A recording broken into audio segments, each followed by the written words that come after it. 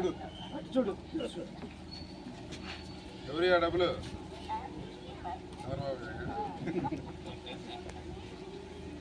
పెద్దమ్మ లేదా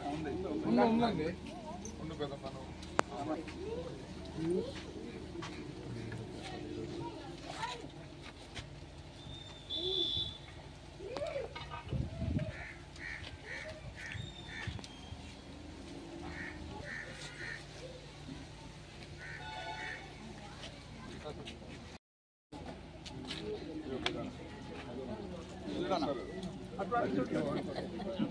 చూడు తాత